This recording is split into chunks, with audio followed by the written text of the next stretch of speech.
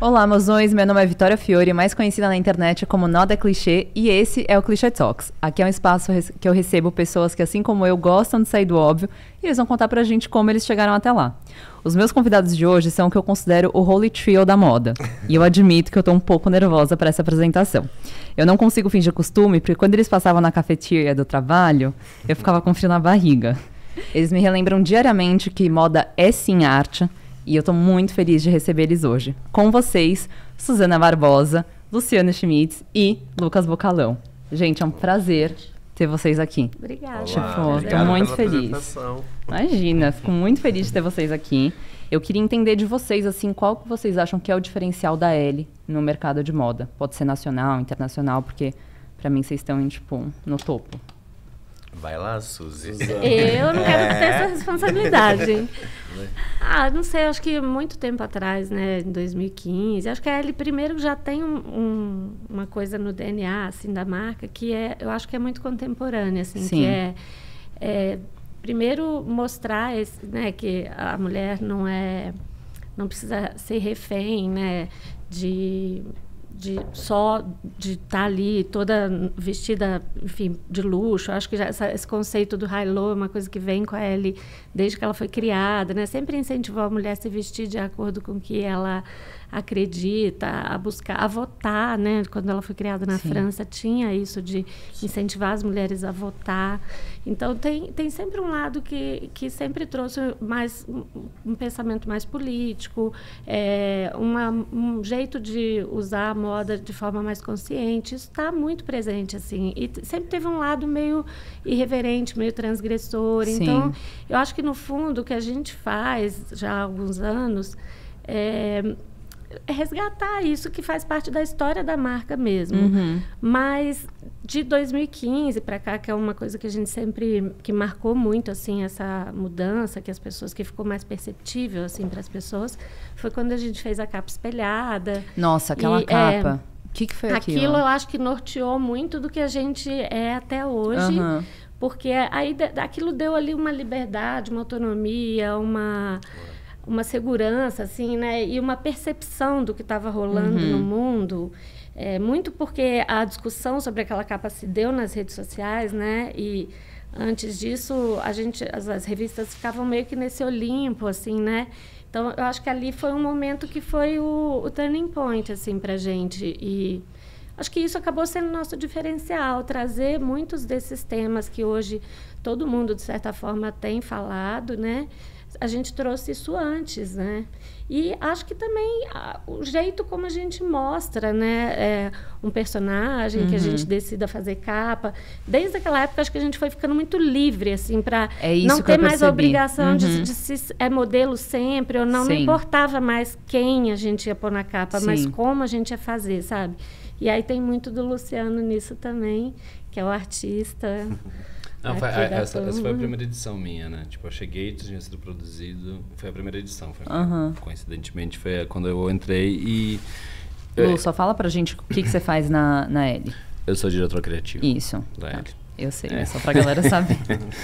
E na época, a Su me chamou, eu trabalhava na Folha de São Paulo, e a gente junto, foi muito rápido, assim, a gente já se entrosou muito...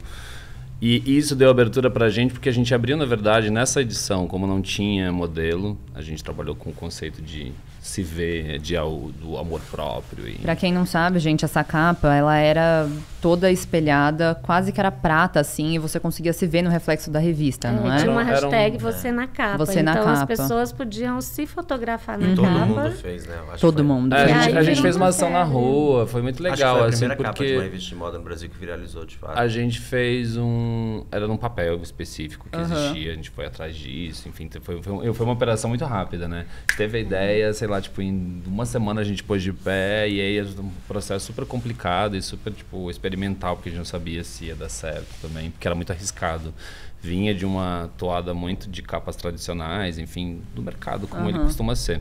E aquilo deu uma ruptura grande, assim, rompeu, as pessoas falaram muito.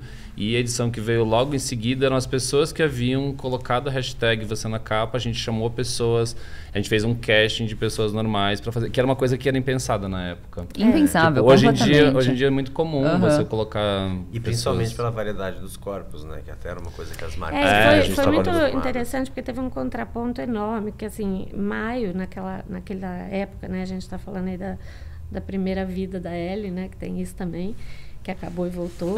Mas naquela época, assim, tanto a Vogue quanto a Ellie, que são as principais concorrentes, né? E era uma concorrência até mais acirrada na época.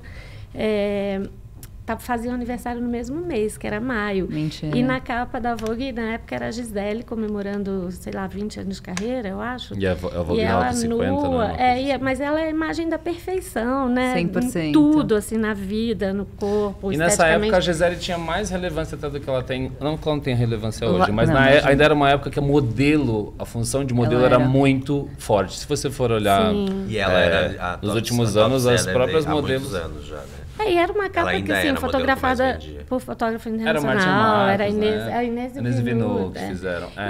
E aí só que aí a gente sai com uma capa que, na verdade, é como se dissesse que todo mundo podia estar na capa da revista. Então, essa capa gerou muitas comparações, textões na internet, assim, coisas muito bonitas, inclusive, sabe?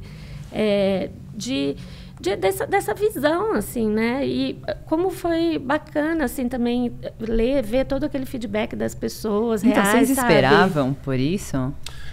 Não, acho que a gente esperava, não esperava. Como foi, não. Existia um receio muito grande, porque era arriscado fazer, mas a gente, assim, imaginava que seria uma coisa muito... Porque existe uma coisa de revista que talvez... Hoje até seja mais importante do que era naquela época, porque revista ainda era uma coisa muito comum, a gente tem uma queda editorial muito grande nos últimos anos, que a revista é um objeto, né? Então, assim, como objeto, ela faria muito mais diferença do que uma revista com... Tipo, eu sempre me coloco, quando eu vou fazer as coisas, e acho que a gente, quando trabalha, o que a gente, como leitor, sentiria se visse aquilo? Então, tipo, é um exercício bom de você pensar, meio de dentro para fora, assim. Não, você imaginar, porque a gente também é consumidor, a gente ama revista, a gente sempre adorou fazer o que a gente faz, gosta de moda, gosta de revista, então assim, a gente tem nossas impressões quando a gente pega alguma coisa. Então, como objeto, a gente já sabia que, e quando a gente pegou as primeiras provas, que chegaram os espelhos, a gente falou, vai ser foda. Vai ser foda, porque era muito lindo. E a gente fala que é a alta costura das capas, porque ela foi colada uma mão. Como a gente fez com fita dupla face. A gente fez a mesma coisa com a Bruna Marquezine, a capa holográfica também. Lembro. A gente tem essa preocupação, e inclusive quando teve esse gap, eu já vou pular muito, a gente teve a falência da Editora Abril na época, e os primeiros foram os primeiros títulos a serem extintos, a Suzana pode falar melhor, foram os que tinham títulos internacionais. Então, eu estava nesse room, tá? Eu tava ali, porque eu trabalhava na Cosmo na época. Então, foi por isso que eu tô falando. Quando vocês passavam... Gente, eu tava na cafeteria lá, vocês passavam, eu ficava tipo... Eu tinha mas pode falar, há 30 anos atrás. Desse detalhe, é verdade. Há 30 anos atrás, quando eu trabalhava na revista Manequim e tinha o povo da Ellie, entrava no refeitório lá, e vocês on the place, e a fama que entendeu? todo mundo era antipático. Mas todo mundo era rico, antipático e não sei o quê. E aí eu acho tão engraçado quando as pessoas falam isso, porque sempre foi assim. Então, a gente só foi a outra geração que tinha alguém olhando e falando, povo da Ellie. Mas quando teve esse momento do gap, quando a gente voltou, a gente tinha tido essa experiência do que tinha dado certo. E fora a capa do espelho, depois disso, como a Su mesmo falou, e eu acho que muito por uma questão de força da Suzana, de ter encarado, falar, não, a gente tem capacidade de mudar, a gente vai conseguir fazer um outro... Enquanto todo mundo estava indo por uma coisa, a gente sabia que a gente precisava ter o que nos diferenciava das outras revistas, de que forma que a gente não era uma revista comum de moda, mas e sim, porque o mercado é tão estreito, tão pequeno no Brasil, já tinha tanta pouca revista por aí, então assim, a gente se sentia impelido pela percepção que a gente teve, que era uma coisa que não existia feedback antigamente, a não ser carta da leitura. Então assim, quando você tem o Instagram, Instagram na hora, as pessoas te devolvem. Então, tipo assim, nossa, deu super certo. E aí, foi depois disso, a gente teve as capas de arte, que a gente chamou várias... Aquele do Lázaro Ramos, com a Thaís Araújo. O Caetano. Teve a Lea T, de Nascimento da Vênus. Teve a Sônia Braga, de Mona Lisa. A própria capa do Always Love, que era um beijo. Dos dois meninos. Enfim, a gente teve algumas... Essa capa eu participei. Foi a primeira vez que eu trabalhei com a Juliana. Foi linda. Que foi lá, né? Foi com o Will. Vocês fizeram um editorial na praia das meninas se beijando, que aquela capa é linda, pra parar no Refine. A gente fez depois a última edição, que foi da Amazônia, que foi, por coincidência, foi a última, que era uma edição muito linda. A gente tava vindo. Então, quando teve essa ruptura e acabou a revista, quando a gente voltou, foi acho que o tempo pra gente maturar o que deu certo e de que forma que a gente tinha essa percepção e o que a gente implicaria na próxima coisa, que foi um projeto super ousado. Acho que a Su pode falar melhor sobre essa transição, porque saiu da Abril e entrou em outra... Não, e o que eu acho que também foi interessante, porque com tudo isso que a gente fez, a gente foi construindo uma reputação, assim. Então, as pessoas... Elas nunca via, assim, a gente ficava muito impressionado como era uma marca amada, assim. Então, o feedback era muito positivo sempre. Às vezes a gente até falava, nossa, mas é ruim, porque, tipo, ninguém critica. E a expectativa sempre era muito alta. Sim. E alguém falou até isso um dia, alguém comentou isso um dia, falou, a revista só voltou, de fato, porque ela sofreu essas mudanças e ela voltou a ter uma relevância que as pessoas ficaram esperando o retorno dela. 100%. Mas pediam se não tivesse muito. acontecido essas mudanças, a revista teria morrido e não teria voltado. E eu tava desesperada, porque eu tava, tipo, como que um dos veículos principais de moda no Brasil, tipo, ele vai as bancas desaparecer? Ficaram vazias de um mês pro outro. Porque acabaram, sei lá, 8 revistas no mês. Mais até. Mas assim, eu tava muito... Nossa, mas foi bizarro. Sabe, quando acabou, foi uma coisa muito curiosa, assim, porque eu fiquei... A gente foi comemorar num karaokê, porque não era sobre o nosso trabalho. Sim. Era um problema maior, de uma decisão de negócio que não cabia a gente. Então... A gente foi comemorar o trabalho lindo que a gente fez, fomos pro karaokê e tal. E ficamos na boa, assim, cada um a gente ia tocar as coisas, fazer coisas juntas. E no fim, não sei, foi muito engraçado, assim, porque as pessoas pediam muito essa volta. Eu nunca consegui me desligar 100% da Ellie, porque como eu tô lá há muitos anos, as pessoas me associavam muito. E aí... Todo dia era um monte de mensagem, traz ele de volta, traz ele de volta. Eu era uma dessas, com certeza. E quando acabou, não eram mensagens tipo, é uma revista que fechou, que triste, né? As pessoas vão perder emprego e pronto. Não, eram relatos emocionantes. Foi a hora que eu chorei, foi quando eu comecei a ler os relatos, porque eram muito... Mas e são muito bonitos até hoje. Não, é que a gente vendo... Amor, eu era uma dessas. Ela me respondeu uma vez, nossa, estou chorando. Eu falei, eu também. Era bonito recebia de muito, ver. mas compartilhava algumas às vezes. E a gente fazia os nossos trabalhos, às vezes, os freelas e tal, mas a gente vivia se encontrando. E era esquisito, né? Porque tinha eu ia perguntar isso. Vocês sempre, tipo assim, eu fiquei impressionada, porque... Todos continuaram amigos, a gente exato, porque vocês claramente trabalhavam muito bem juntos, tinha uma sinergia absurda. Sim. E aí eu falei, cara, quando terminou, né, deve ter separado naturalmente. Essa foi a parte mais... Sim, mas tipo, não no mesmo lugar. E aí quando voltou, todo mundo virou e falou, tipo, bora? Todo mundo largou tudo e falou, vambora. Não necessariamente largou tudo, né, mas assim, foi curioso, porque... Foi um time que eu falo que essas são as pessoas que eu escolhi de fato, né? Porque quando eu virei diretora da Ellie, muita gente já estava e aos poucos a equipe foi mudando. E no fim o Lu foi uma pessoa que eu contratei, o Lucas. Então foi legal que a equipe que ficou ali até o final era a equipe que estava comigo. E muita gente começou fazendo estágio e que cresceu ali, ficou até hoje, virou editor. E aí, o que eu acho que foi muito legal é que essa equipe voltou, assim, porque realmente a parte mais difícil, eu acho que foi a gente ter se separado, assim. Eu imagino. Porque tinha muita amizade, tinha um clima muito bom, né? Sim. É muito louco isso, porque essa coisa de clima no trabalho se discute muito, mas na L... acho que tem um clima muito bom, assim, todo mundo se ajuda, é engraçado, sabe? A gente tinha um time muito incrível antes desse final, né? Não que hoje não tenha, que na verdade a gente começou a revista na pandemia, então a gente não teve redação. Foi uma coisa que começou agora. Então, na época, eu lembro que quando eu entrei lá, ainda, obviamente, era novo e tal, mas tinha uma galera legal, mas foi até... Depois entrou a Vivi, entrou a Luara, a gente ia moldando até um ponto que a gente chegou que era assim, tipo, com o Dream Team, sabe? De trabalhar. Todo mundo estava muito bem, era uma coisa de respeito, todo mundo pensava muito. Que até é uma das coisas que a gente estava falando agora de trabalhar em redação, em loco ou não, né? Que faz uma diferença muito grande, principalmente com ideia, sabe? Você tem muito mais ideia quando você está em conjunto, você trabalhando todo mundo junto. Sim, você pensa alto. A gente tinha isso, a gente conversava sobre o que a gente estava fazendo, sobre o que a gente ia fazer, e era meio aleatório, até no cigarro, no café e tal, você vai falando sobre isso, vai tendo ideia. Que acabou dificultando muito depois quando a gente acabou. Não que a gente não tivesse, mas o modelo de se pensar foi diferente. Então, quando a gente voltou...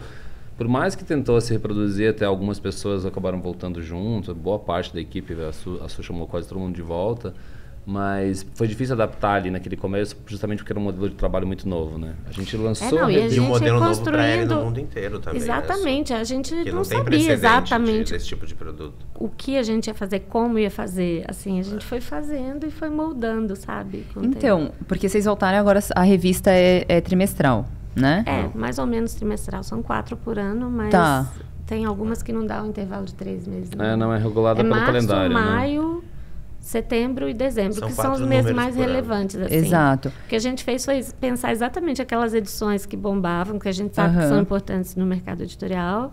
E elas continuaram, a gente continuou fazendo. E isso foi tipo uma liberdade, vocês tiveram a liberdade de decidir isso? E isso tudo foi pensado, eu imagino, por conta também do que o Luciano falou, que é como que a revista age e o quanto ela está presente hoje em dia. Foi pensado nisso? A gente mudou um pouco do perfil da revista, a gente percebeu que as pessoas gostavam desse tipo de edição de colecionador. Então, a primeira ideia que a Su teve quando ela chamou também era assim... Quando ela me chamou, ela falou, não se preocupa, Lucy, vai ser premium, vai ser e pensar no objeto. Então, um objeto. Então, assim, era uma coisa muito assim, voltar a fazer o que a gente estava fazendo não fazia muito sentido. O mercado tinha mudado, as pessoas tinham outro tipo de interesse, que elas queriam ver era uma outra coisa. E elas esperavam muito esse apuro de ideias, e apuro estético, e trazer essas imagens legais, esses personagens incríveis para uma coisa que elas pudessem guardar. Então, a primeira coisa foi, tipo, de que isso tivesse uma qualidade muito grande. Então, o papel, o tamanho, o formato, o peso. Ela é um livro, na verdade. A gente faz com a melhor gráfica que existe no país, uma das melhores da América Latina, é a que imprime a gente. Tipo, então, existe um cuidado não só na construção do que a gente está fazendo, das ideias e de como a gente vai elaborar as imagens, mas como a gente vai entregar isso. Então, só faz sentido hoje em dia, a gente brinca que a gente não quer fazer uma revista de banheiro, a gente quer fazer uma revista de sala. Maravilhosa. Porque, tipo, maravilhosa essa eu quero que ela fique na sala, que as pessoas gostem de colocar em cima da mesa de centro. Que é um pouco o tipo de revista que a gente ainda consome também. Acho que quando 100%. o Lu falou que a gente tira um pouco por nós mesmos, assim, é nesse sentido, sabe? O que a nossa experiência de gostar ainda de consumir papel, né, de ter ali a revista, é muito, assim, as revistas que a gente guardou. E que fazem sentido. Da L mesmo e das de fora, assim, que às vezes a gente compra, são edições. essas, que são mais pontuais e que são muito... Você sabe que tem ali uma entrevista com um estilista que é muito foda, uma capa com um personagem que é muito icônica, meio que marcou um momento, assim. Acho que a gente fez muitas edições que marcaram mesmo um momento histórico, assim, no mercado editorial brasileiro. E você até um pouco, assim, nada modesta, mas eu acho que no mundo, porque quando a gente fez a capa espelhada... Foi, assim, nunca vi uma coisa daquele tipo, com essa ideia, sabe? De trazer todo mundo pra frente, sabe? Eu acho que não precisa ser modesta em relação a isso, porque é diferente. Não tenho o que falar, assim. Hoje em dia tem muitas revistas, muitas capas que eu espero... Né? Vai ser a Kendall Jenner, vai ser sei lá quem. E você espera uma coisa grandiosa e, na verdade, é a coisa mais preguiçosa que você vai ver na sua vida. Entendeu? E isso é triste, porque, porra, você tá com uma puta modelo, às vezes tá com uma puta marca, uma puta revista. Mas o Luciano sempre fala isso, não vamos fazer o que todo mundo não já dá. fez. Lembrando também que, assim, nem sempre, e eu acho que quando a gente voltou, a gente, por conta da pandemia, trabalhou muito com artistas nacionais e tal. Exato. Isso ajudou muito. E o resultado da primeira, né, foi verdade, puxando da segunda. Porque quando a gente vai para modelo internacional, tem muita restrição.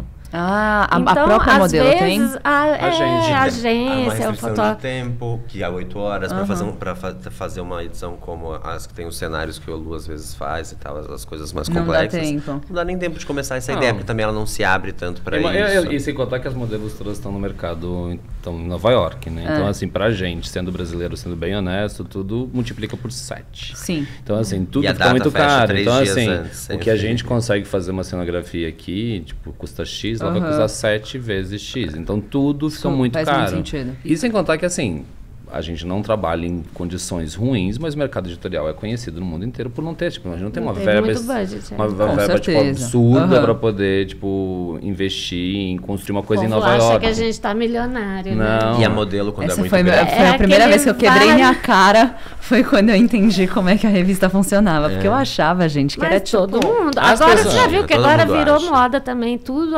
porque as revistas, porque os editores, toda a gente virou vilão, assim, do nada.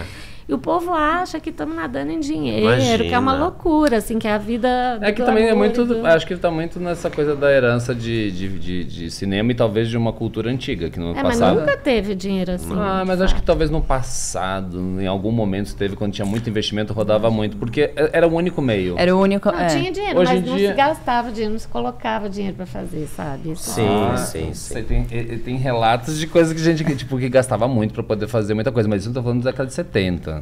Quando só existia isso, 70, 80, quando só existia esse tipo de Sim. mercado. Hoje em dia a gente disputa com um monte de outras coisas, né? Tipo, a gente tá, assim, fazer revista, eu acho sempre assim, você não derruba uma árvore, esse monte de árvore pra fazer nada. Aham. Assim, tem que valorizar o que você tá fazendo, então o papel tem que ser bom, Achei tem que chique fazer, isso. tipo, coisa que vale Eu a acho pena. legal também esse formato que a gente tem de ser 4 edições por ano, que E de ter a edição online mudou mensalmente. tudo, sabe? além Mudou, disso. assim, a gente distribui para poucas bancas, a gente tem, né, quando a gente pensa nessa coisa da logística reversa, assim, a gente tem, acaba sendo mais consciente também, porque não tem tanto desperdício, sabe? A gente imprime Faz sentido. menos, Ah, não, faz uma antigamente as pessoas distribuição muito compravam- mais pensada, Uma sabe? loucura. O povo descartava muito. É muito difícil você ver uma hélice jogada no lixo. Antigamente era fácil você ver qualquer Não, e revista elas jogada no vendem, lixo, a porque gente era uma coisa pergunta, assim. elas somem da banca, elas vendem mesmo, as que imprimem. Não, existe. É porque destaca. E existe Não, e essa ela é coisa de dobro virar do um tamanho de uma objeto, revista né? normal. É. Ela dobra o tamanho, quando você olha na banca só dá ela.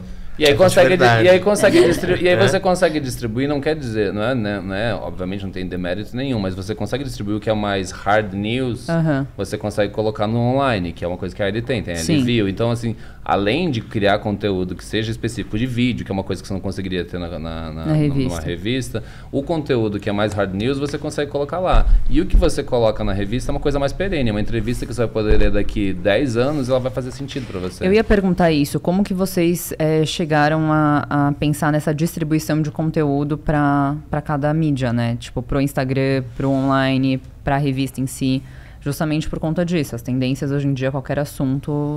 Eu acho que no começo foi difícil, assim. Eu imagino, a gente, eu é isso que eu te imagino. falei, a gente começou a fazer e foi percebendo, Aham. foi entendendo. A gente não tinha uma fórmula Sim. pronta, porque a gente também, na L, principalmente, não existe nenhuma L assim. A gente conseguiu fazer tudo isso porque a Lagardère, que é dona da marca L, né, a gente é uma licença, né, para operar aqui no Brasil. Eles toparam que fosse prioritariamente digital e com as 4 edições impressas, só no ano, que é um formato muito diferente. Na França, por exemplo, a L é semanal. Semanal? Na Europa é uma Semanal. revista muito mais quente. Na Itália, quinzenal. Na China, se eu não me engano, Mas quinzenal. são Então, outras assim, abordagens também. exato. Acho que cada ele tem um perfil bem diferente, É. né? Sua Su sabe melhor sobre isso. Tem. São 46 edições, são 46 países. É a maior revista de moda do mundo. Em número de edições de países. Imagina assim, não tem muito como ter uma cara única. Com Porque tem certeza. alguns valores, né? Sim. Então, essa coisa da mulher, como eu falei antes, Tá à sempre frente. incentivar a mulher a buscar o estilo próprio. Uhum. Tem algumas coisas assim que são muito características da L, essa liberdade, né? Eu acho que isso tem muito a ver. Mas foi uma... pra gente foi um formato totalmente, quase um laboratório, assim, sabe, para o futuro. E aí a gente pensou, putz, agora a gente tem que ter uma edição digital, porque assim, a gente precisa ter as capas todo mês, independente da impressa. Mas vai ser uma edição digital que vai ser só uma capa que vira um post no Instagram? Não. Vai ser uma edição digital de verdade. Ela tem uma série de conteúdos dentro. Ela não é só um post no Instagram. E ela não é um PDF Isso é muito de uma importante revista de que não falar. foi impressa. Ela Exato. é uma revista completamente interativa. Porque o digital das revistas sempre foi um PDF do impresso que você baixa no tablet, lê e é igualzinho, sabe? Porque as revistas, elas são de editoras que sempre publicaram produtos impressos. Um belo dia veio a internet, aí todo mundo criou um site. O digital da revista virou o site, certo? Depois tem as redes sociais. Então, a nossa... A gente lançou uma revista digital que é mensal, só para assinante, e que tem um conteúdo próprio ali, uma quantidade de 15 a 30 conteúdos mensais ali, totalmente diferentes da impressa. Além do site, aí a gente foi entendendo aos poucos como cada pulverizando também a marca de um jeito mais 360, né? Porque antes era um pouco só a revista impressa e o site. Podcast. Agora ela é trabalhada em todas as plataformas que existem nas mídias de agora. O podcast que a gente fazia semanal, agora a gente deu um tempinho que a gente vai voltar no que vem com outro, mais bacana.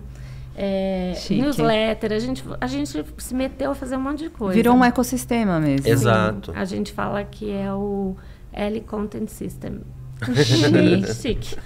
Tem os projetos branded também, que é quase uma mini agência que a gente tem dentro para fazer os projetos com as marcas que são comerciais e que Deixa eu perguntar, agora voltando um pouquinho. Teve a capa do espelho e eu percebi muito depois disso, vocês recebendo pessoas com corpos diferentes, a Alicia Keys na capa. Quando vocês começaram a dar esse start, claramente não era um movimento que estava sendo feito. Vocês tinham que responder para alguém? Era uma aposta de vocês? Era o jeito que vocês estavam vendo o mundo? Tudo isso junto, né?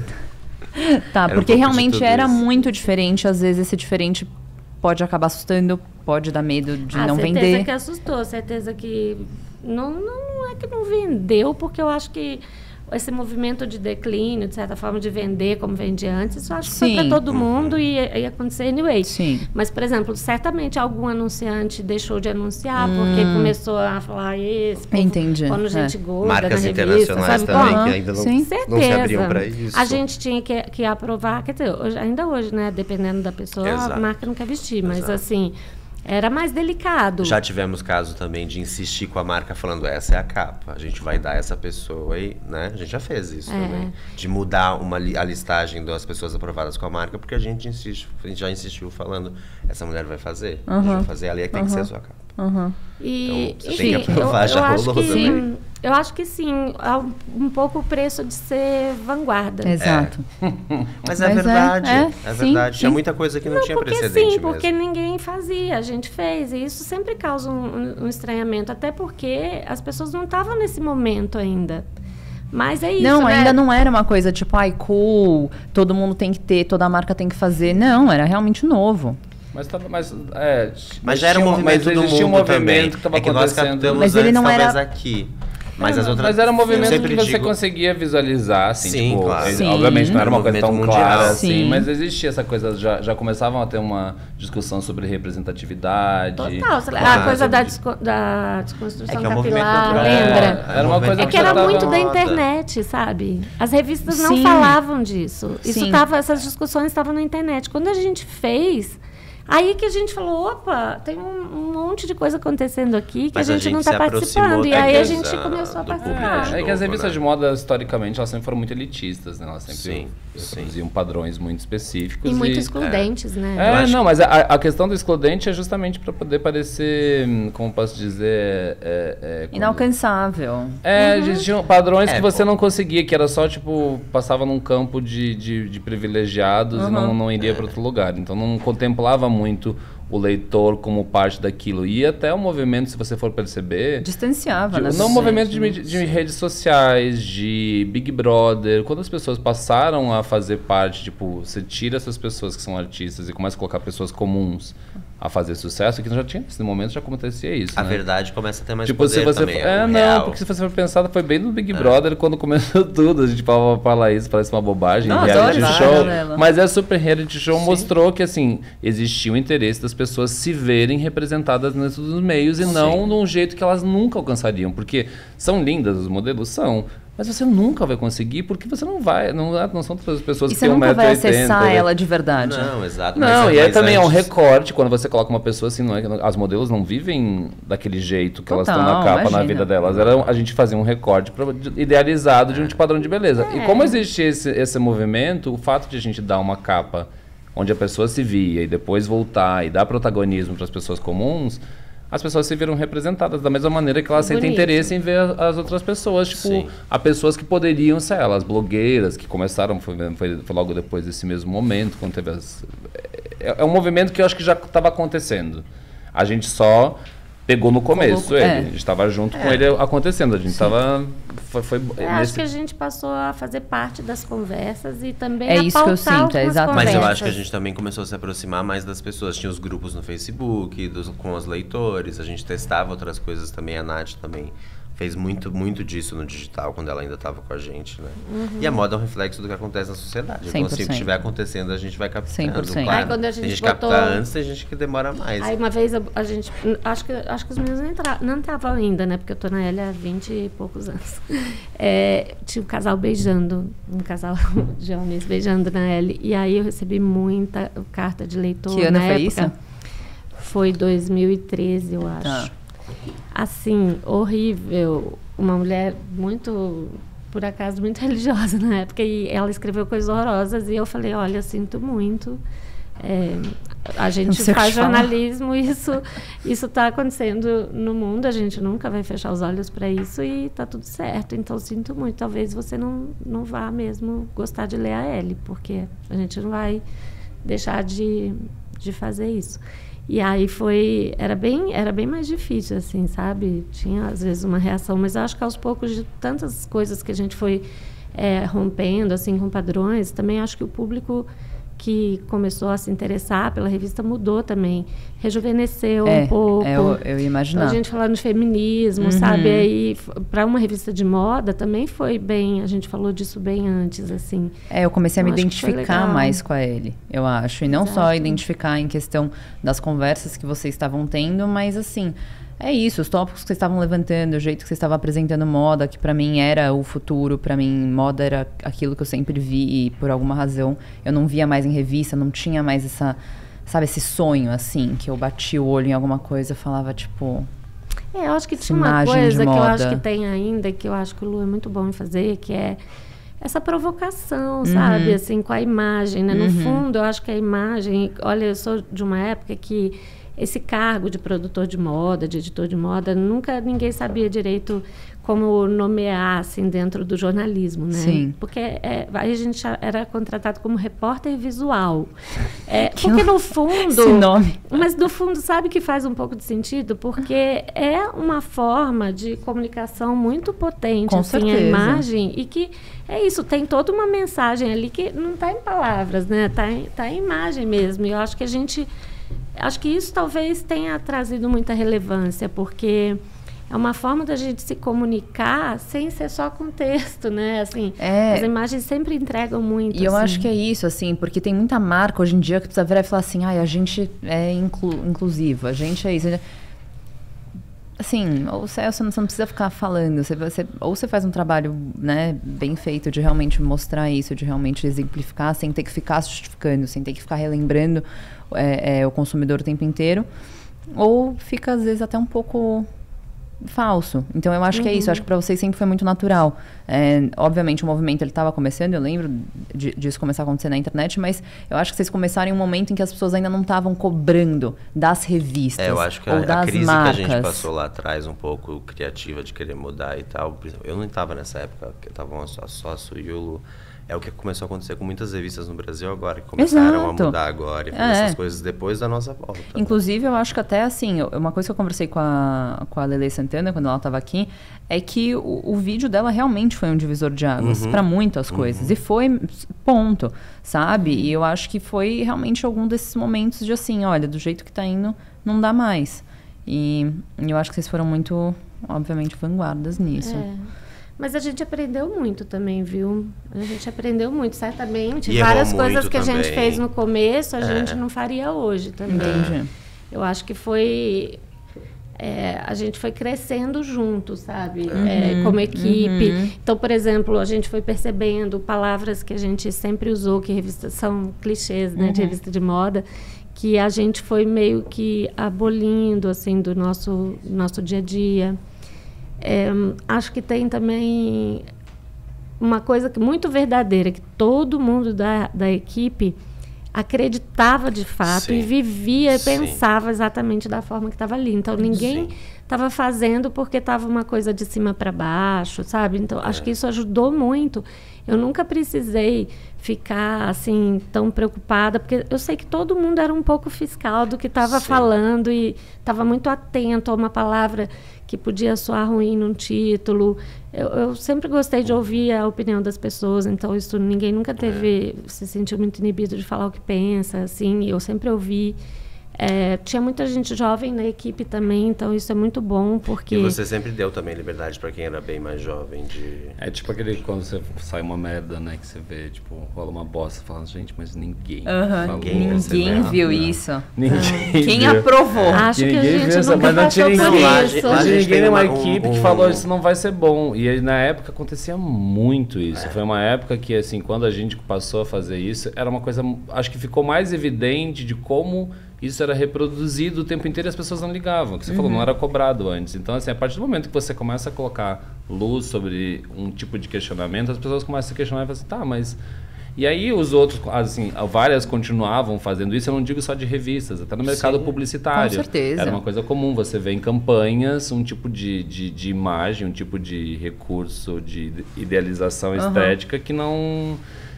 que era ridícula, tipo, absurda, mas antigamente se fazia. Se você for olhar no passado... Gente, até 2 anos atrás, não, tem várias imagens que você olha e você fala, gente, isso seria impossível. Até hoje. Não, continua fazendo merda. Séries. Mas é porque virou um discurso muito marqueteiro também, né? Eu acho. Mas é isso que eu tô falando. É isso, porque quando você frustrante, porque resolve... você sabe que a pessoa não tá... Mas e quando você vai por esse caminho, você tem que saber que alguma coisa você vai perder também. Você Sim, não vai ter não dá pra ter tudo. Eu acho que tem uma risco. questão de risco, porque quando você vai fazer, tipo, nada é novo. Muito difícil você produzir uma coisa nova. Então, você fica essa coisa de impressionar. Então, tem que impressionar. De que forma que eu vou mostrar isso de uma forma que vai... viralizar, certo? Não, e que as pessoas também têm... Todo mundo que a gente trabalha tem imagem muito gasta, né? Tipo, é muito difícil você pegar alguém muito fresh, assim, que não seja representado o tempo inteiro, modelo, essas pessoas estão tipo, ai, que forma que você vai colocar isso de uma forma nova. Quando você fica nesse desafio de se mostrar de uma forma diferente e que chame a atenção, às vezes você pode esbarrar numa questão que você nem percebe na hora, mas que vai atingir alguém, que era o que você falou. Questão de Balenciaga, por exemplo, quando a gente entra numa discussão dessa, que não acho que cabe muito, mas é isso, você está correndo um risco, às vezes não necessariamente. E tem muitas vezes que você acha que você está produzindo uma coisa que realmente não é intencional. Sim. Não tem intenção daquilo, mas dependendo de como você lê aquilo, como você vê, então por isso que a gente tem que... Às vezes, você vê uma imagem linda, mas tem um pontinho ali que pode dar um problema. E mas dá. a Suzana sempre, por exemplo, fez... O Lu também fazia votação de capa, né? Tinham as preferidas. E aí a redação inteira votava, perguntava. Geralmente não tem isso nas outras redações. Geralmente é muito mais fechado ali. Eu imagino. Algumas a gente decide democraticamente, eu e Luciano. Exato. E algumas a gente... E algumas... Quando tem muita opção, a gente joga pra... Quando eu acho que tem casos e casos. Mas enfim, eu acho que também teve isso, por exemplo, quando a Su falou do lance quando a gente voltou e estava rolando a pandemia, a gente fez muito personagem brasileiro. Isso. E eram personagens meio improváveis para uma revista de moda, né? Tipo, a gente trouxe muita gente, a gente deu capa para A gente fez Gilberto Gil. A gente fez Milton Nascimento numa pintura do Milton Nascimento, sabe? Tipo, uma capa de uma revista masculina que é uma pintura e de um homem...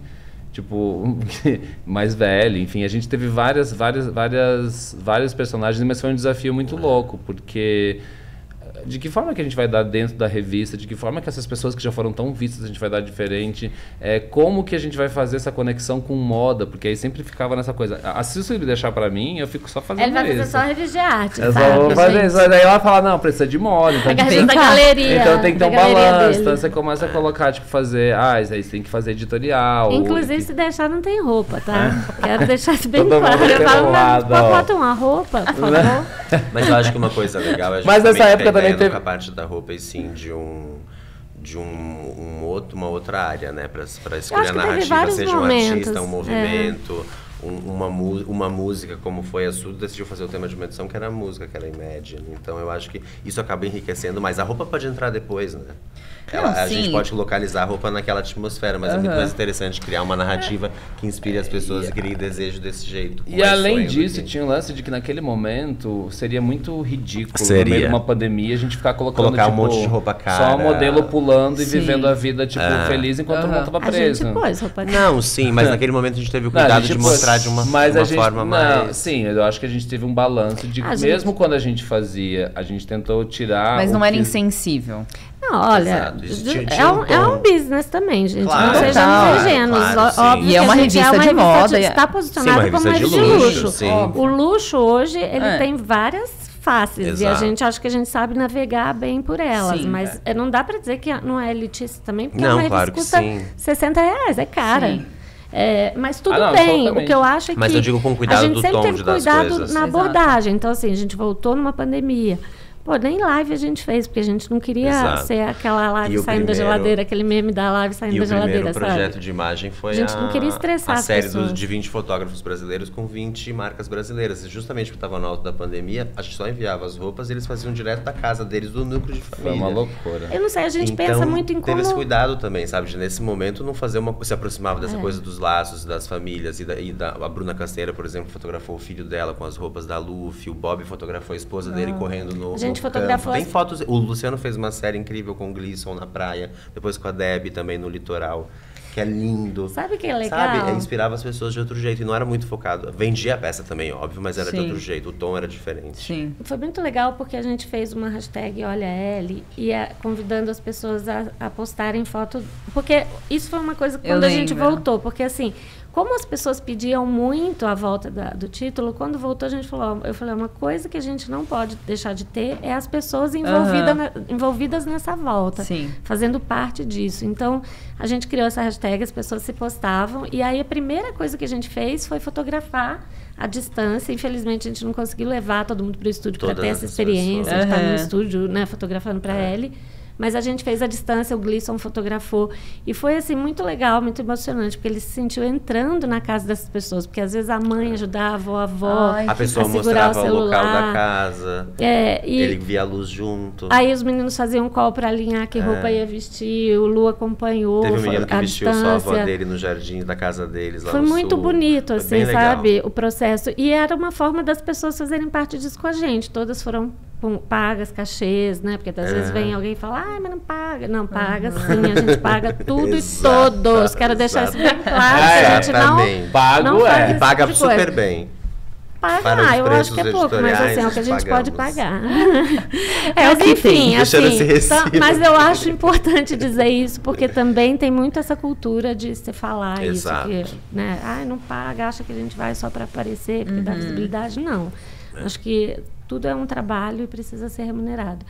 Mas, enfim, é só um adendo, porque é isso, né? Como a revista virou vilã, agora eu gosto de explicar. Maravilhosa. Mas é isso, acho que tem essa parte do processo de envolver as pessoas, de trazer essa comunidade ali que já era tão fã da marca, eu acho que a comunidade de vocês é muito forte. Tem sido legal. Bom, Lindos. E, gente, deixa eu fazer uma pergunta agora, não sei se vai ser polêmico ou não, mas vocês viram as influenciadoras entrarem dentro do mundo da moda? Como repórteres de moda? Tipo, vocês já estavam na revista quando isso começou a acontecer? Como repórteres, como assim? Tipo assim, que as influenciadoras começaram a ser chamadas para os desfiles de moda versus jornalistas. Eu vi, né? Porque eu tô aqui desde sempre, eu sou quase um dinossauro. Mas você estava na revista enquanto isso acontecia? Já estava, eu tô na L há 20 poucos anos. Achei que era... Nossa, o fenômeno das blogueiras começou há uns 12 anos. Foi tipo 2012, mais ou menos. Era Camila, a Lala. Não, acho que quando elas passaram realmente a participar do mercado real. Não, foram alguns anos depois, mas o fenômeno das blogueiras começou há uns 12 anos atrás, 2010, mais ou menos. E tinha esse conflito, porque eu já vi várias vezes, assim, repórteres, jornalistas falarem que foi difícil, assim, adaptar, entender. Mas eu acho que toda transição é difícil, não só entre blogueira e jornalista, assim como o rádio a Pra TV, o puto. Disney. Gente, eu Mas dei sempre foi isso. A gente Eu pensa acho sempre que tem isso. uma Agora questão. acabou porque o Instagram tomou conta, ou acabou porque o Facebook tinha tomou... Instagram, Tudo acaba. menino. Não, e tudo acaba. Vai acabar. E sempre vai surgir outra coisa, não quer dizer que isso Mas você faça tá com que o outro perguntando morra. da frustração dos jornalistas quando assim, elas chegaram. Eu Eu acho vou que a ficar bem quieta frustração. aqui e deixar eles falando. Eu vou Depois bem- eu vou chegar. Tá. pra dar Eu minha vou bem opinião. falar. Fala, Lu. Eu acho que a única frustração era que de verdade as meninas não faziam o dever de casa. Tá. Elas deixavam, elas não tinham, muitas delas Sim. tinham uma falta de referência grande, Aham. não procuravam entender sobre a indústria que elas estavam entrando, tinha só uma questão com o look. A estética. Era que mais isso sobre a fez- autoimagem, Exato. na verdade. Isso É mais fez sobre com que elas. A imprensa ficasse A diferença muito grande. revoltada É. com a A troca diferença- dos lugares, quando você substitui uma pessoa que tá ali, que entende daquele assunto que tá falando, e daí você coloca para uma menina que realmente decorou ali uma página de que alguém Sim. de um roteiro que escreveram para ela. Mas foi também aquilo foi acho que resultado das revistas se distanciando dos leitores também, né? Mas a diferença era meio essa, Nós né? Tipo, isso foi as blogueiras são um resultado e muito bom de ter acontecido, porque é isso que o Lu falou, as revistas ficavam nesse Olimpo e a gente foi se distanciando muito das leitoras, Mas a até gente que foi essas também- meninas precisaram aparecer para elas se identificarem de alguma Sim. forma, até que depois também as meninas agora se distanciaram completamente da realidade das leitoras e nós estamos nos reaproximando Verdade. delas novamente. Então tem uma coisa de full circle também, que é essa coisa sazonal que o Lu falou. Isso acontece, vai e volta, enfim. Mas eu acho que... Elas não foi vão um pouco morrer, isso. e não Claro vão- que mas não vão... nem a E elas nem são a ótimas pra gente, indústria acho que é também, isso, nem as a gente. pessoas- O Brian Boy acabou de virar editor-in-chief da Perfect Magazine, então assim... Eu não vi isso. Então eu acho que as duas coisas estão. Os bons ficaram, então rolou uma selecionada ali do mercado. Outras se readaptaram, abriram marcas, fizeram outras coisas. Naquele momento, a questão da blogueira é mais que é sobre ela, né? Exato. Eu acho que não é naquele momento, mas no eu acho que início- ainda é. Sim. É, Mas eu vou dizer uma coisa assim que eu penso. O Lucas falou uma coisa que eu acho que é correta, assim, a gente se distanciou, mas não é a gente se distanciou, a gente, jornalistas dos veículos. O jornalista tem uma coisa que é muito... que é do jornalismo, é um princípio básico Sim. do jornalismo, que é a questão da credibilidade. Aham. O jornalista, a gente cresceu aprendendo que o jornalista não é fonte, ou seja, ele nunca está à Não é sobre frente, ele. não é sobre Sim, ele. sim. Então, É sobre- ele Tem tem um- que ser isento para reportar uma coisa. Com as marcas, se você está representando um veículo, você não pode ir lá ganhar presente, fazer o jabá da marca, porque o seu veículo perde a credibilidade. Então, não era sobre as pessoas. E aí aconteceu que veio um pouco essa cultura da personalidade e as editoras se viram num lugar, as empresas, né, os veículos, num lugar de que, putz, como a gente lida com isso agora, né? A gente não tem aqui os jornalistas que são essa personalidade que hoje o público tem esse contato direto Sim. com a blogueira, E nem, né? fa- Ali- e nem faria parte do perfil da pessoa no jornalista querer Então. parecer. O jornalista geralmente foi ensinado a não ser assim. Aham. Tipo, Exatamente, assim. é uma Até coisa a assim, questão- é até a mandatório, questão do inclusive, seeding você dos não presentes, recebe. tudo, né? Não tem presente. Não, e aí- Presente é uma coisa Exato, recente. exato. Tipo, não Não, podia. presente sempre teve, mas sempre teve jornalista que devolveu e tá certo. Mas Acho tinha que bem tem... menos. Mas assim, ninguém Nossa. ganhou um carro, tá? Não é isso? Presentinhos. Não vou Mimos. ser hipócrita, não, porque sempre teve, Sim, sempre teve. claro. A gente aceita, Agora gosta. aceita. Todo mundo E- gosta mas de um assim, mimo. Ninguém- é lógico, todo não vou mundo. ter Ninguém aqui pode falar que não hipocrisia gosta de um dizer que não. creminho, de um Mas negócio eu já ali. vi jornalista devolver bolsa da Lu, da Chanel, Eu já já vi vi, sim. sim. E Não. acho muito legal, pra na falar a Folha- verdade. não, Bom mesmo é ter dinheiro pra ir lá comprar Ah, as não. suas. Esse é o Eu, sonho. quando meu primeiro do trabalho jabá. foi estagiário da revista Capricho. Chegou um iPod pra mim que foi embora na mesma hora, nem eu Ah, não pude é, nem na- abrir. Exato. Na Folha de Naquela São- época era assim, chegou um iPod pra mim, a Apple tinha mandado, era aquele nano ainda, que não tinha nem a tela, aquele que girava. Sim. Eu nem pude nem abrir, chegou na minha mesa, a Tati que bola falou, Lucas, O que isso eu é acho, proibido, sabe, tinha que devolver. independente disso, se você é um bom jornalista, você não vai misturar as coisas. Não vai, e a gente não mistura. E assim, Voltando à história das blogueiras, eu lembro que no começo desse fenômeno dos blogs e tal, eu dei uma entrevista para uma menina influencer, blogueira na época. Ela me perguntou, qual blogueira você gosta? Eu falei, nenhuma. Gente, eu não sabia que a menina tinha, assim, tanta gente que lia. Eu tinha tanto comentário. E todo mundo... Aí eu virei a Lelê da vez, sabe? Tipo, nossa, ela falou que eu sempre tive vontade de falar, não tinha coragem. Mas eu nem sabia onde que eu estava me metendo. E, de fato, para mim, não é sobre ser blogueira ou não ser blogueira, ou ser influencer, não ser influencer. Esses termos, acho todos meio estranhos também. Mas é sobre a relevância, sobre o conteúdo. Para mim, sempre o conteúdo é soberano, sabe? Sim. Então, assim, é o quê? O que você admira naquele lifestyle? O que você admira? A coerência disso. E aí, tanto faz. Tem jornalista bom, tem jornalista ruim. Tem blogueira boa e tem blogueira péssima, mas entendeu? eu acho que isso tem muito a ver com responsabilidade de informação. É por isso que existe tanta fake news hoje, começou por conta disso. Porque quando você coloca qualquer pessoa pode falar sobre qualquer coisa... Você está abrindo a porta para muita mentira, para muita desinformação. O que o jornalista fazia e que não existe uma preocupação, não digo que todas as blogueiras são assim, não é nem uma questão de blogueira, claro. É uma questão de informação mesmo, do que é a notícia hoje. Porque moda, quando a gente faz uma revista, a gente está trabalhando no jornalismo e aí continua sendo notícia. Então, assim, o que a gente tem assistido ultimamente de uma enxurrada de fake news é isso. Você acredita porque a gente é educado a acreditar que tudo que está documentado é verdade. Porque a gente foi educado assim, para tipo, quando o jornal fala, aconteceu. Sim. Aí quando você tem hoje em dia, aí começa não, agora mudou, não é mais jornal, agora qualquer um fala, é a corrente do WhatsApp, é não sei o quê. Aí você abre muito precedente para as pessoas conseguirem jogar o que elas quiserem. Então, assim, eu estava vendo a notícia agora que 11 milhões de pessoas, de acordo com a Datafolha, no Brasil ainda acreditam que a Terra é plana. É verdade, acabou agora, 11 bilhões de pessoas, é muita gente, tipo, e como que você acredita nisso? E é porque ali está documentado, alguém falou para eles, sim, é isso. Então, assim, isso é só uma ilustração de como é arriscado, como é perigoso quando você coloca na boca de qualquer um, pode falar o que quiser. Eu acho que tem um risco muito grande. A responsabilidade do jornalista é um pouco maior, eu acho. Mas tem um lado que é muito bom também, que é isso, assim, deu uma chacoalhada geral. Eu vi, assim, as blogueiras sentando na primeira fila, o jornalista indo pra fila B. E tudo bem também, entendeu? Porque eu acho que, assim... Uma grande bobagem, no fim das contas. Mas, assim, acontece. Teve incômodo. A gente não aderiu a essa coisa de botar blogueira na capa e não sei o quê. Porque, mas não é por nada, assim. É que a gente nunca aderiu a qualquer coisa fácil, assim, que chamava. A gente sempre... é muito crítico, muito analítico nas coisas que a gente faz. Não, e tem um monte de gente muito legal. Até hoje. Claro. Tem um monte de... Hoje em dia, eu acho que inclusive foi necessário isso até para ter uma especialização das próprias influencers. A gente vê essa mudança. A Camila, hoje, por exemplo. A Camila é incrível. A Camila é incrível. Tem... A Camila... Coutinho. A Camila Coelho também é incrível. Sim. Não, mas a Camila Coutinho eu sou tipo... Mas são duas... Acho que são... Eu diria que elas são talvez as nossas maiores, né? Brasileiras? Acho que a Camila Coutinho e a... Não, maiores gente, eu quero dizer olha, assim... Eu já vi muita gente... Sim. Eu já vi muita gente truqueira nessa profissão. Gente que chega e vai, com a mesma rapidez que chegou, vai. É difícil uma coisa boa se sustentar por muito tempo quando ela não tem bases sólidas.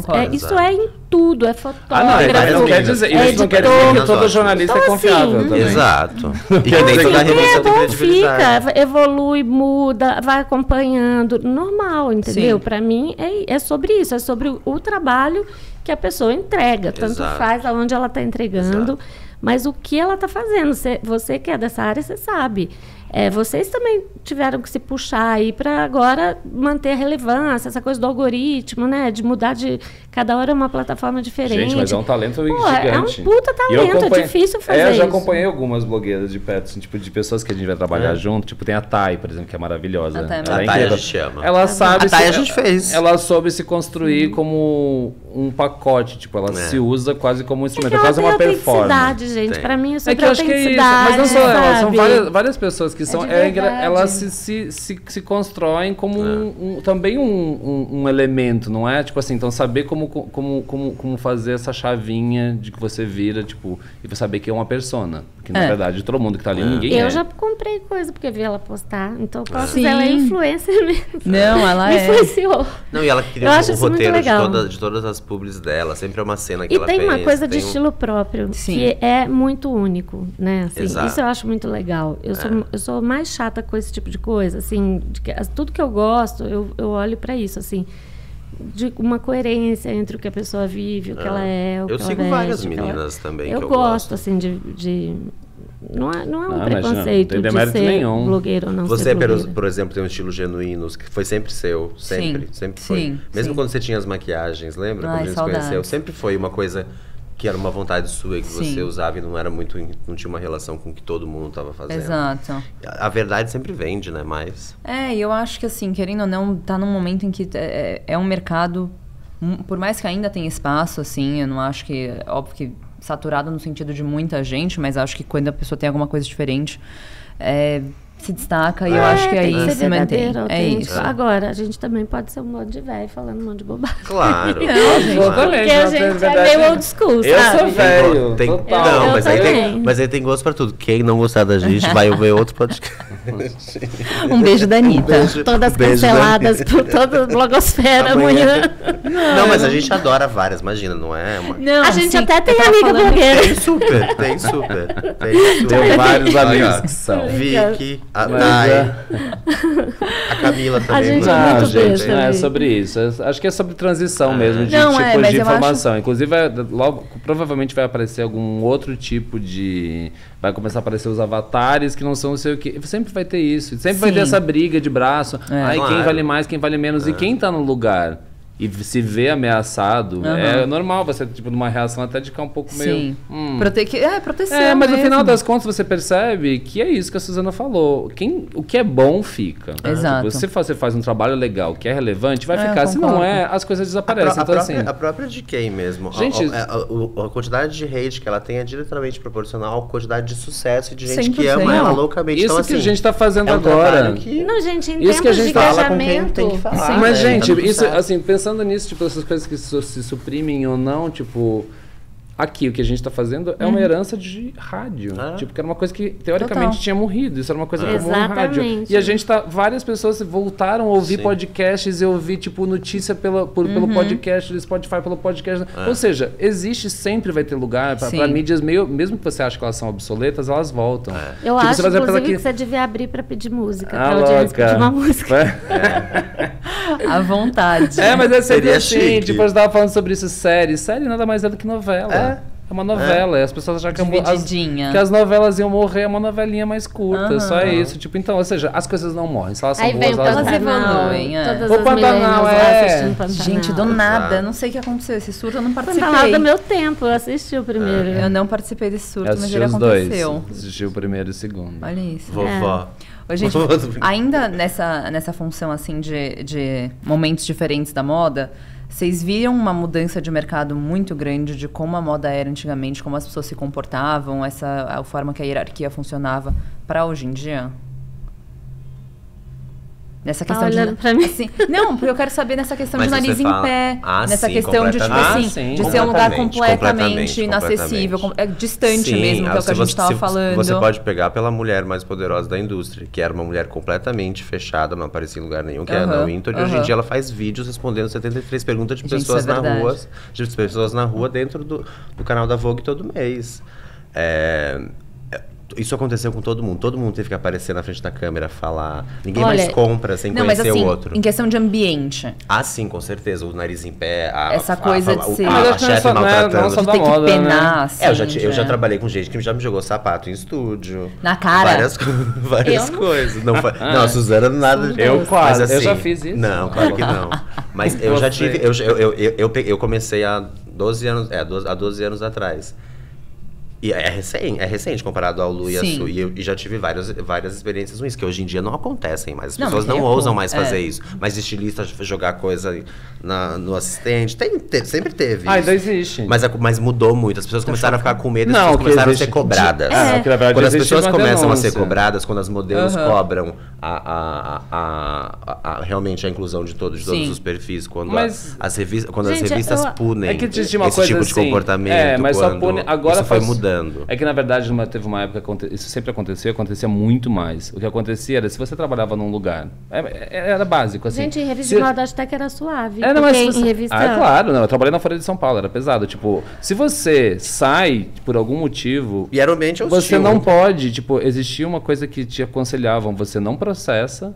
Você não cobra, porque nenhum outro lugar vai te chamar, porque você vai ser conhecido no mercado como alguém que cobra seus direitos. E você não pode cobrar seus direitos. Então, assim, existia uma política de... Exato. A mesma coisa, mulheres eram abusadas constantemente dentro do mercado. Tinha assédio. As modelos com os fotógrafos, os modelos com os fotógrafos. Era estupro, não era nem assédio. As pessoas passavam por isso, mas não falavam porque sabiam que se elas falassem isso, acabava a carreira delas. Então existia. Mas isso também era em todo audiovisual, né? No cinema. Tudo, na verdade. Na verdade, acho que o mercado no mundo, não só na moda, nem só no audiovisual. Acho que qualquer tipo de trabalho. Acho que até as pessoas trabalhavam na padaria. Talvez a moda seja uma das top 3 das que tinham um comportamento mais... Porque trabalham muito sobre essa questão sexual da juventude e da beleza. Exato. E da exclusão. Mas aí tem a questão as modelos, principalmente, por ter essa coisa do culto à beleza. Então, trabalha-se com pessoas muito bonitas, em teoria. Tipo, as modelos. Não, mas tinha, e também tem valores muito superficiais, de vez em quando. Modelo que mal saiu da adolescência. Exato. Sim. Exato. Mas não só modelo, gente. Eu, assim, já sofri muitas coisas que eu poderia classificar como assédio moral, assim, ao longo da minha carreira. E quem olha de fora acha que eu estou numa posição em que eu seria a pessoa que pratica e não que recebe. Mas eu já passei muito por isso. Já sofri muita humilhação, assim, às vezes de fotógrafo, às vezes de maquiador, às vezes eu acho que é uma indústria que favorece muito isso. Eu acho que às vezes falta às vezes educação, sabe?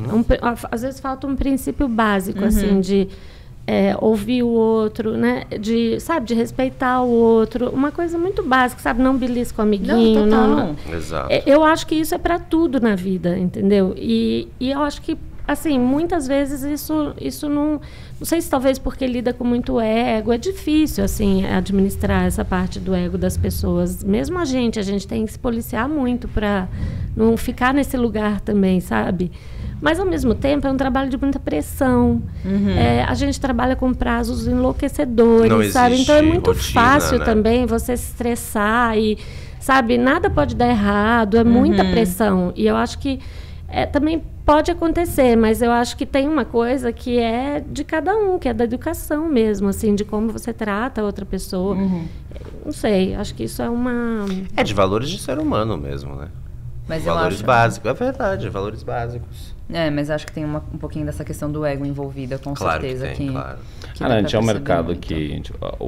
a indústria, uma indústria, na verdade. A gente faz parte de uma indústria muito vaidosa e que tem muito com essa coisa é muito a beleza e ao mesmo tempo assim, se você for pensar, não agora, tipo, acho que a gente evoluiu muito nisso, mas sempre foi um lugar de exploração feminina de algum ponto. 100%. Quando você idealiza, quando a gente está falando dessa questão do abuso e de assédio moral, eu tenho certeza que a Suzana pode ter enfrentado muito assédio por ser mulher, inclusive, porque é um mercado feito para as mulheres. São muito masculinos. Os sets sempre eram muito masculinos. A maior parte dos fotógrafos é homem, dos estilistas. Tem muito isso. Exato. Maquiadores. Aqui no Brasil, maquiadoras, assim, foram poucas mas ao longo do tempo. No Brasil tem muito mais quando eu homens entrei, do que mulheres também. Quando eu entrei na L, ainda naquela época, era muito, não na L, no mercado, em todo. No Brasil existia, tipo, sei lá, uma gama de 10 fotógrafos, talvez. Eram 10 fotógrafos trabalhavam muito, tipo 5 homens brancos que trabalhavam. E assim, os maquiadores eram a mesma coisa, os stylists eram só homens no mercado cheio de mulheres. Isso é uma coisa que a internet trouxe boa também, porque muita gente começou a exercitar mais a fotografia, o make, por causa do Instagram. Não, ia aparecer. A gente precisava da gente. A gente não sabia onde elas estavam.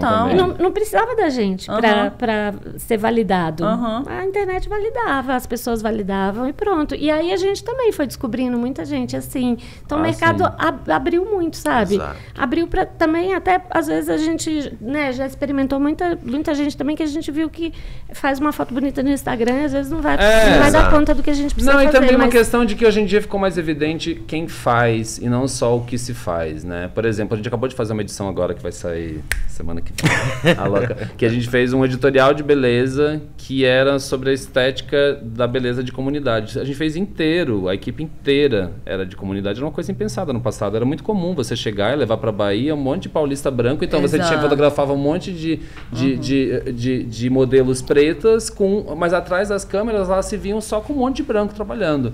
E esse trabalho foi muito legal, que eu percebi que a gente tinha evoluído num ponto de chegar onde o fotógrafo, o stylist, o maquiador, os modelos, todo mundo era de comunidade. E eles ficaram muito felizes com isso, porque a gente chegou num ponto que hoje em dia isso é possível, porque até pouco tempo atrás isso era só objeto de desejo e de fetiche visual de uma elite branca e homens brancos que gostavam disso. E mesmo assim, a gente percebe muito esse apuro visual e essa sensibilidade quando uma mulher fotografa uma mulher, e não era uma coisa comum. Existia quase uma política de que a mulher tinha que ser sempre muito sexy, quase assim, tipo, pro homem. Então o homem tinha tesão enquanto estava fotografando. E isso era cultuado como se fosse uma coisa incrível. E eram umas meninas de 14 anos, 15 anos, assim. E muitas das vezes meninas que nem, às vezes nem entraram na puberdade. Não, elas estão tentando fazer uma imagem sexy que elas perdem ali dentro. Porque pediram para eles fazerem porque era também uma repetição do que era feito na Europa. Justamente. Sempre teve uma coisa meio sem identidade, assim. E é uma coisa que a gente tem buscado muito também, é isso. Buscar que tipo de identidade que a gente consegue ter brasileira e não só colonizada como sempre foi. Tipo, a gente sempre ficou muito focado, assim, o mercado editorial sempre foi muito focado no que era ocidental. No exterior. No ocidente. Então a gente tinha muito essa reprodução. Inclusive no casting, a gente percebeu hoje em dia o nosso casting é muito brasileiro, porque a gente é muito diverso. A gente não busca ficar sempre nesse padrão das menininhas brancas, não sei o que, sempre aquela mesma coisa. Então a gente tem, e cada vez a gente está exercitando isso, a gente não chegou num ponto de estar completamente diverso, que é uma coisa difícil, até o mercado não oferece tanto, tem oferecido. E isso, a gente tem feito muito casting espontâneo, sabe? Tipo, não só casting em agência de modelo, que foi o que a gente começou a fazer no ano passado. A gente volta e, eventualmente, a gente faz isso, de trazer pessoas que não são... Os agentes mesmo. Modelos em si, mas que representam algum tipo de beleza que talvez a gente não contemple. Mas o mercado todo foi mudando também, né? Porque, olha bem, teve uma época que a gente falava foto de street style, de passarela, só tinha mulher branca.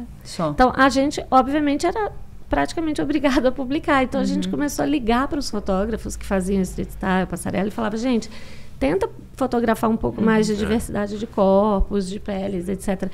Porque não vinha isso pra gente, esse material pra gente também, sabe? Então foi muito legal, porque foi um processo que a gente foi também, de certa forma, catequizando, sabe? Gente, agora eu quero saber qual que é a capa favorita de cada um, não importa. Qualquer momento da Ellie que seja. O meu, posso falar? Pode. Na verdade, não é nem a questão, tipo, assim, eu tenho várias que eu amo e eu tenho um apego muito grande. Mas é uma que eu tinha um desejo muito antigo de fazer, e a Suzana sempre soube disso desde que eu cheguei, que eu queria fazer uma capa holográfica. Eu sempre quis fazer isso, de uma capa que mexia. Eu sempre tive Achei que você ia falar que era da Xuxa. Não, a da Xuxa é porque eu amo, mas assim, não, é a capa favorita que eu penso. Gente, assim... a primeira que eles me ligam de madrugada. Ai, preciso te agradecer, é muito emocionante estar com a Xuxa. Mas de fazer a capa... Foi a Xuxa. Tipo, mas da capa como final, objeto, foi a da Bruna Marquezine, que era uma capa holográfica por questão do objeto e pela ideia, que eu acho que foi muito legal. Ficou maravilhosa. Tipo, a gente tinha a ideia da metamorfose, fazia sentido. Sim. No momento que era super legal, eu tenho muito orgulho da capa como coisa. Mas de fazer, realmente, foi a que eu mais amei. Foi a Xuxa, porque eu sou obcecado com a Xuxa. Quem diria? Maravilhoso. E a sua? Ai, olha, eu podia dizer que é a capa espelho, porque marcou muita coisa, etc. Mas eu vou dizer que é qualquer uma que o Caetano Veloso tenha feito. Porque eu sou uma cadelinha de Caetano Veloso, não escondo de ninguém, sou apaixonada do Caetano. A gente fez uma que foi a oportunidade que eu tive de conhecê-lo, foi tudo de propósito, só pensando nisso, mentira. Que foi muito legal, porque essa eu pude ir no set, a gente ia acompanhar e conhecer o Caetano, dar um beijinho nele e ter uma foto que eu sempre posto todo ano no aniversário dele. E a outra foi agora que a gente fez, quando eu fiz 50 anos, foi o meu presente de aniversário secreto também, que foi fotografar ele quando ele lançou esse disco novo dele, Meu Coco. mas foi na Córcega. E todo mundo falava, os meninos falavam, vai. Eu falava, não posso, não tenho coragem. Eu amo tanto ele que eu não tenho coragem. Eu tenho medo de ter uma decepção. Eles são lindas. É linda essa casa. E eu, então, por uma questão emotiva, as do Caetano. Maravilhoso. Eu não sei, eu fico na dúvida.